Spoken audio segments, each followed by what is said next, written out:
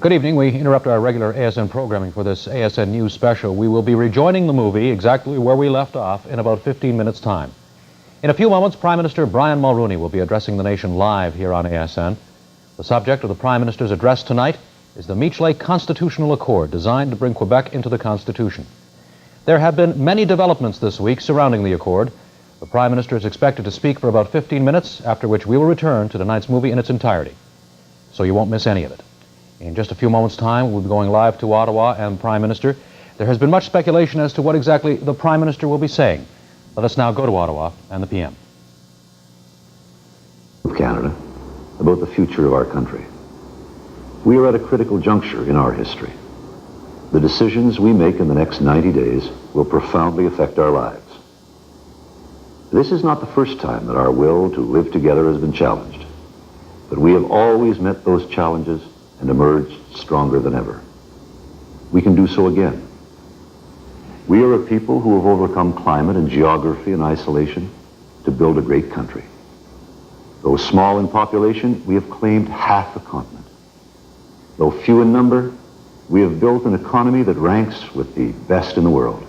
And all the while, we fashioned our own values of freedom and fairness and tolerance and created unity out of our diversity.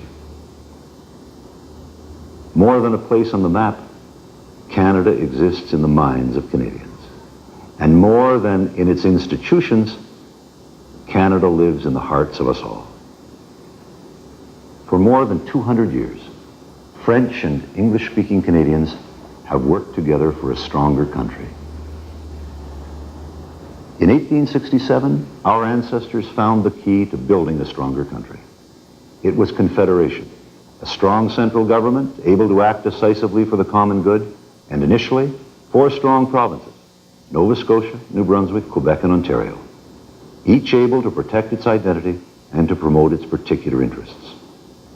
2 languages were recognized, minority rights were protected, and Quebec's distinctiveness was acknowledged and guaranteed. Confederation was an idea that allowed for diversity in our national unity. And what a creative and generous and successful idea it was. Canada is unique. We Canadians tend sometimes to take our country for granted, but others don't. To others, Canada is the model of a successful modern nation that is federal and bilingual, and multicultural and diverse and prosperous and at peace. People around the world admire and respect Canada and are shocked that anyone would even contemplate abandoning this idea that has brought such benefits to all of its people. For 123 years, our will to live together has never failed us. It has prevailed whenever tested. But much of Canada's promise is yet to be redeemed. The descendants of the first Europeans who came here have yet to establish an acceptable and just relationship with the descendants of Aboriginal peoples. Our Constitution will not be complete until we've done so. The Charter of Rights and Freedoms needs to be strengthened. The territories are evolving towards provincehood. The Senate must be reformed. Minority language rights still need to be reinforced. All of these tasks await us. But first, we've got to resolve the impasse now surrounding the Meech Lake Accord. As Prime Minister of Canada, my most important obligation is to work unceasingly to give life to the intangible but indispensable concept of bringing Canada together. The Constitution, endorsed by only 9 provinces out of 10, clearly lacks the unifying vision and the strength that such a fundamental document must bring to the life and the dreams of a nation. It is important that Quebec sign the Canadian Constitution, and this we achieve with the Meech Lake Accord. But we must never forget that the Accord strengthens all of Canada. A strong federal government working with strong provinces is, in fact, what makes Canada work. Meech Lake gives all provinces, big and small, an equal say in amendments to important national institutions. I think it's right that provinces should have a say in whom the federal government appoints to the Senate and the Supreme Court.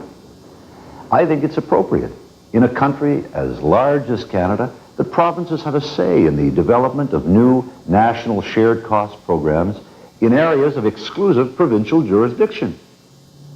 I think it's important for the Prime Minister and the Premiers to meet annually to find ways to strengthen our economy and to increase prosperity for all Canadians.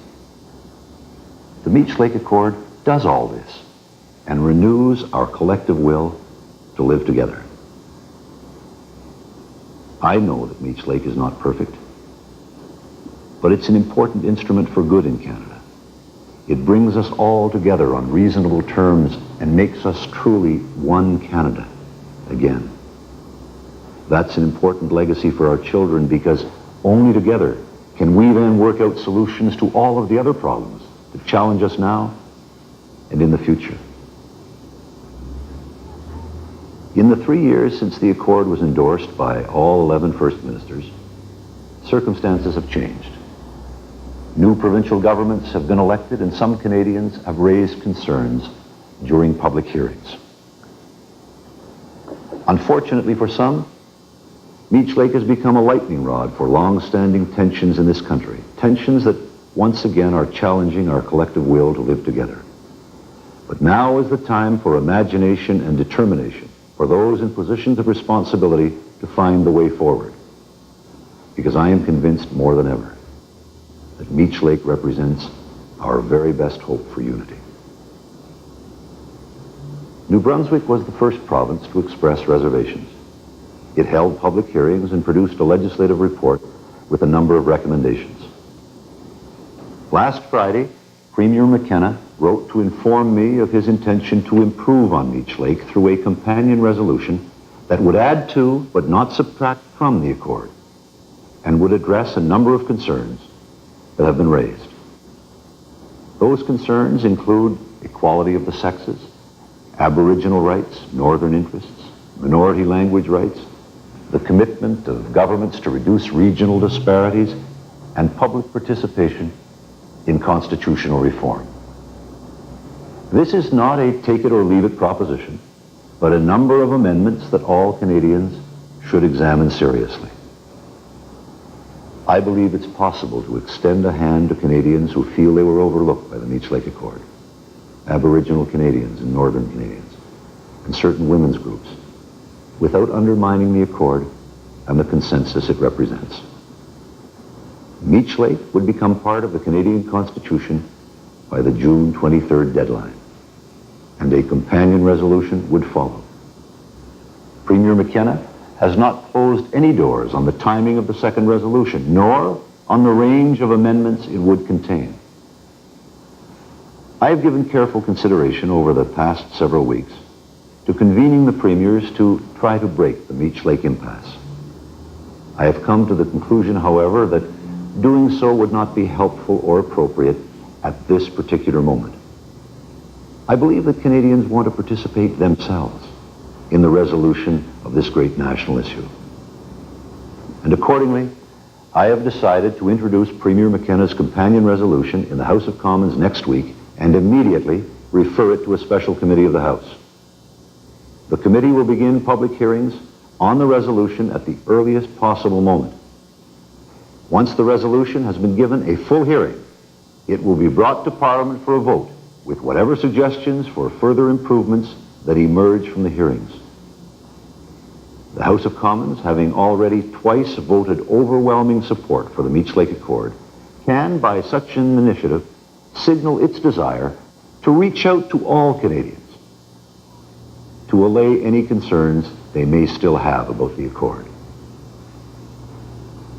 Crucial decisions await us all in the coming weeks, but I remain confident because throughout our history, the Canadian way has been one of accommodation and reasonableness. These values have served Canada well. I have traveled widely across the country recently, and I have been moved by what I saw and heard in many small communities across this great land. I have wanted to hear what Canadians had to say. And if we listen with our hearts, we can hear all across Canada men and women saying in the language of their ancestors with their particular accent and in the simple and evocative words of everyday life, how fortunate we are to live in a country such as ours. I love Canada, all of Canada. When our ancestors looked at deep snow-covered forests, at prairies that stretched to the horizon, and at mountains that seemed to touch the sky, in their hearts they knew they had already seen a magnificent country. Generations of Canadians have built better even than they dared dream. From wilderness they formed civilization. From isolation they derived a sense of country. And from each other they drew both family and spiritual commitment into a large and a generous definition of nationhood. In this simple and courageous way, they built Canada. Today, I ask all Canadians to look into their hearts and see the magnificent country we have built together. All of us, English and French speaking alike, new Canadians and old, from Newfoundland and Labrador to British Columbia, all of us, without exception, have been blessed by citizenship in this splendid land, our home. This is not just a constitutional problem, nor is it a debate among politicians. This is, above all, a question of will, the national will, to be true to the legacy of tolerance and generosity of spirit on which this country was built. I urge all Canadians to summon the resolve to unify Canada. Let us come together to renew the strength of our nation. Let us join together and bring justified pride to all of our citizens, especially the youngest among us, to whom we as Canadians owe the legacy of a united and a bountiful land. Thank you, and good evening.